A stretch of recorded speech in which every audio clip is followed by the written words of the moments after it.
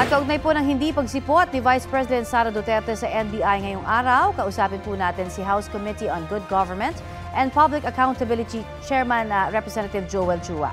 Magandang umaga po at welcome sa Balitang Hali.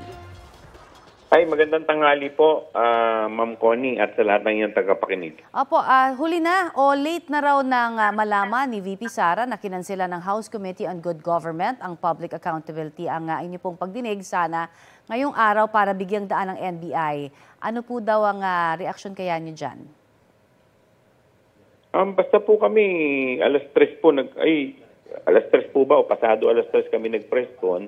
At tayo po ay nagbigay naman ng instruction sa COMSEC na padalhan po lahat ng resource person para sila po ay officially maabisuhan. I see. Okay. Posible ho bang maka-apekto sa inyong hearing? Ito pong investigasyon ng NBI?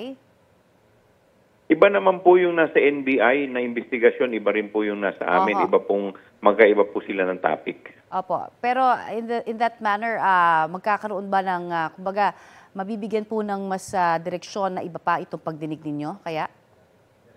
Sa tingin ko po, wala naman pong kinalaman yung amin doon po sa investigasyon po namin doon sa NBI. So you will stick with that, opo? Yes, yun po. Okay, pero ito hong sinasabi na ano daw yung magiging direksyon ng inyong pagdinig ngayong nasa ospital pa rin po yung at extended pa yung detention order kay OVP Chief of Staff Attorney Zuleika Lopez? Sa amin naman po kasi ang number one na priority natin dito is in aid of legislation, yung pagkakraft po ng batas.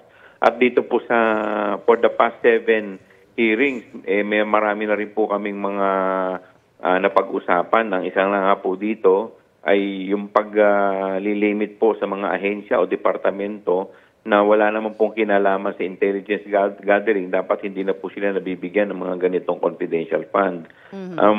By next week, hopefully, meron po kami mga 2 batas na ipafile sa Kongreso. Pwede malaman kung ano pa ho yung mga additional na batas na maaari pong madagdag because of this hearing? Yung isa po, yung requirement para pahigpitan po namin yung requirement para sa mga magiging SDO, yung tinatawag nating Special Disbursing Officer. Opo. Dahil nakita naman po natin, napaka-lax.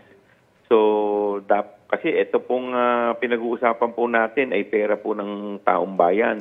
Kaya dapat po, medyo mahigpit po ang pagtatalaga sa mga Special Disbursing Officer. Alright. Marami pong salamat sa inyong oras sa aming ibinigay dito sa Balitang Hali, sir. Ay maraming salamat din po at mabuhay po kayo. Kayo rin po. Ayan po naman si House Committee on Good Government and Public Accountability Chairman Representative Joel Chua.